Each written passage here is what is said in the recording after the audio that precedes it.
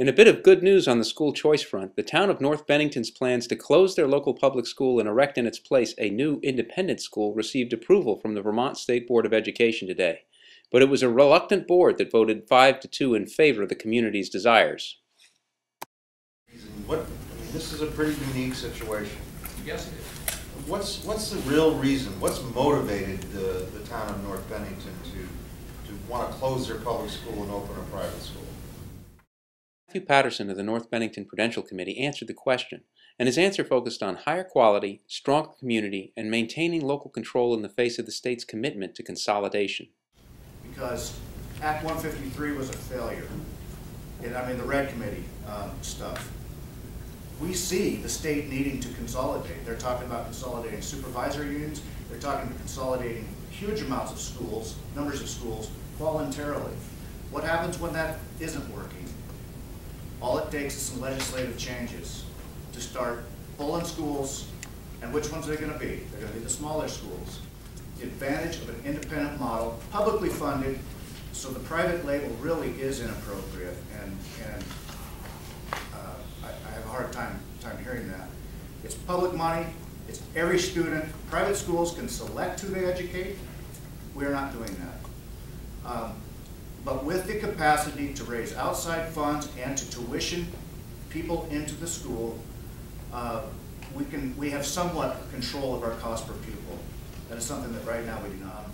The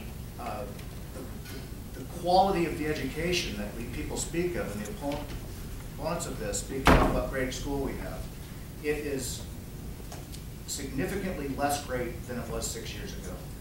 That I can promise you. We've lost part-times of the arts and the musics and all the things that make a school more well-rounded. So at some point, the public's going to wake up and go, and some point I would say in the next 5+ years, we'll go, wait a minute, I'm paying now $16,000 per student or whatever it might be. We've got projections on that. It will go up. And then they'll look at the quality of the school and decide that it is no longer what it was, and we might as well send them elsewhere by closing the public school. We're trying to look at this proactively. There's statute that allows us to do this.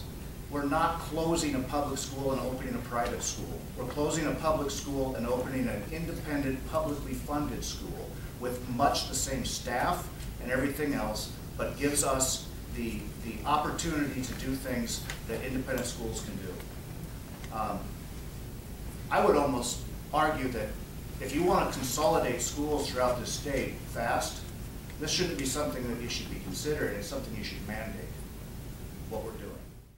But don't count on support for this policy from the Shumlin administration. The governor's newly appointed and Vermont's first ever cabinet-level Secretary of Education had this to say. I am philosophically against what you're doing. I think it goes counter to public education. It goes counter to everything that I believe in.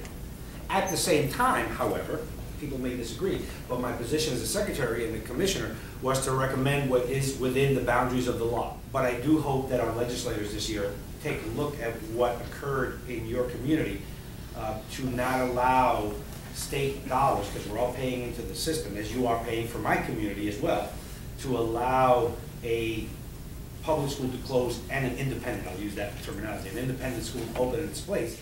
So the gauntlet's been thrown down, even as more communities such as Killington, Burke, Rochester, Cabot, and Concord are already exploring how to follow in North Bennington's footsteps or otherwise embrace the school choice opportunities that Vermont has to offer.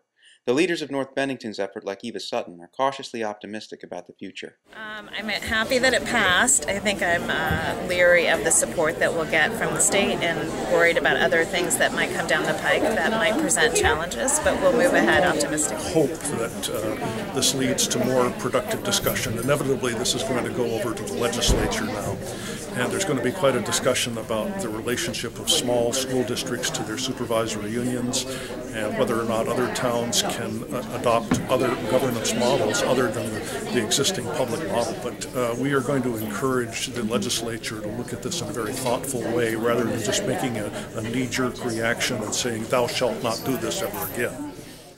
Perhaps Matthew Patterson summed it up best in his testimony.